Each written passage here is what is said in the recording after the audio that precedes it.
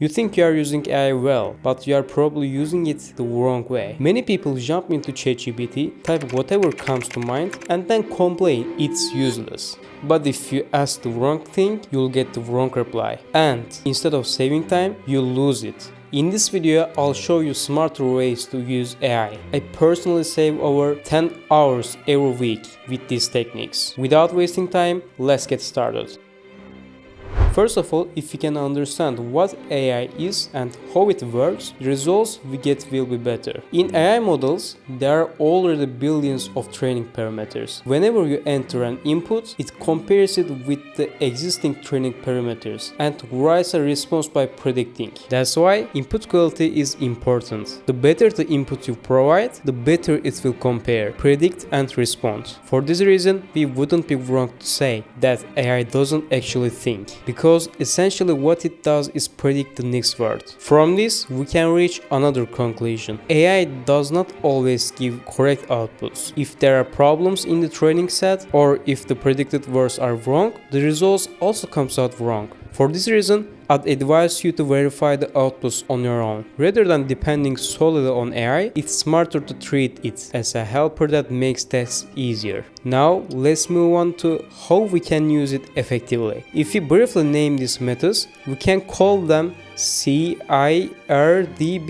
Context, example, role, divide, and boundary. Context, instead of asking a plain question, asking with context may lead to better results. For example, plain, I want to lose weight. How can I do it? With context, I am 25 years old, male, 180 tall, 95 kilos. I work out 2 days a week, but my diet is very messy. What kind of path should I follow to lose weight? The results will be more detailed and more likely to help you. Example, if you give an example while asking a question, it helps the AI understand what you mean better and produce more useful results. For example, without example, how can I draw more realistic pictures? With example, how can I draw more realistic pictures? For instance, when drawing a face, where should I add shading to make it look more natural? Role. Assigning a role helps AI focus on a more specific area and use more knowledge in that field to give better results.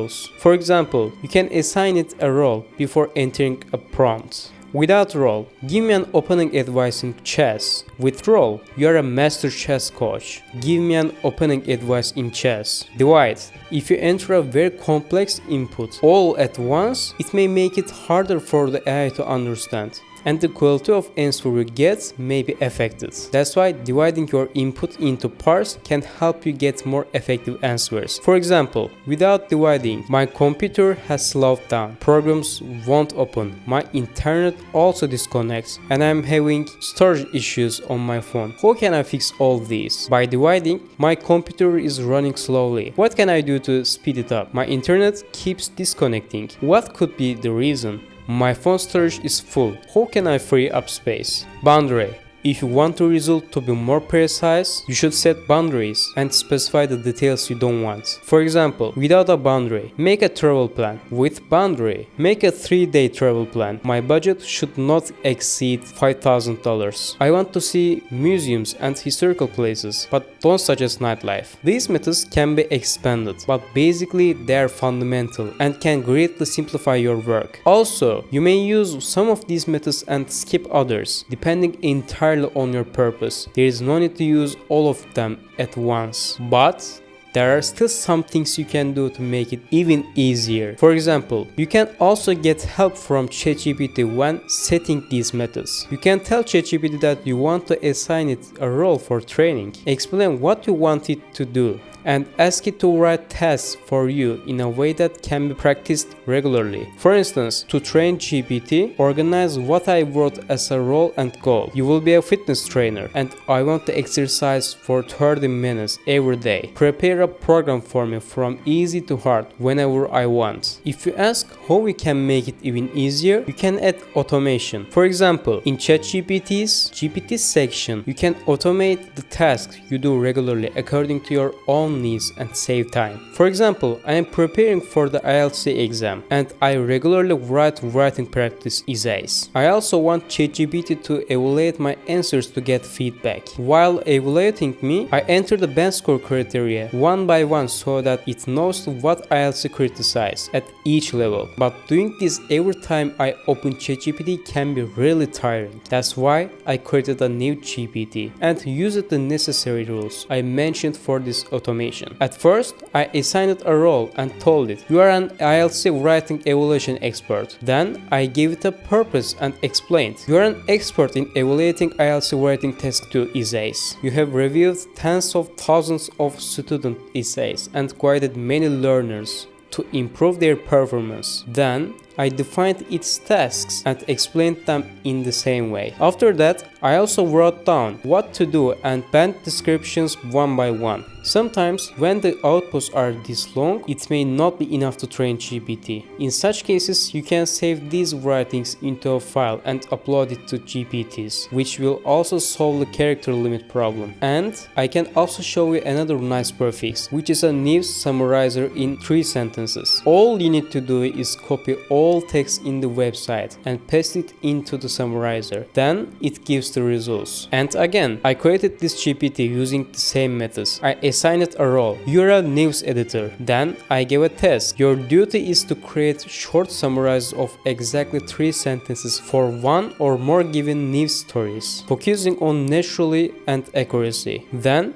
I set a limit. Each news story, only 3 sentences. No value judgments, no comments, only verifiable information. I also added the exact details I wanted. No value judgments, no comments, only verifiable information. Include who, what, where, when, why, consequence elements if possible. Write dates in full. Example, 25 September 2025. But think about it. While trying to use AI so effectively, what if it gives us the wrong answer? This situation is called hallucination. That is, it's when AI produces things that sound smart but are actually false or imaginary. For example, you ask which museums in Paris are free to visit, and AI may say the Louvre is free. However, the Louvre charges an entry fee. In such a case, you need to check their official websites. In another example, for a simple headache, it might suggest take this medicine, but this creates a serious risk. Instead of relying on AI and taking medicine, it's better to only get general information and make the doctor the final authority. Why does this happen? Because the model is trained with huge amounts of data. The gaps or errors in the data can be reflected in the outputs. Second, the model does not actually think. It only predicts the next word. Therefore, when it doesn't know something, it fills in the blanks on its own. When you ask a or incomplete question, it makes its own assumptions, and this produces incorrect results. So how can we deal with it? First of all, it is necessary to verify the information given through an independent source. Moreover, asking AI clear and well-defined questions, in other words, setting boundaries, reduces mistakes. And also ask for sources. If it cannot provide a source or the source cannot be found, that's the point where you should be careful, especially in technical or critical matters. If you liked the video, don't forget to subscribe.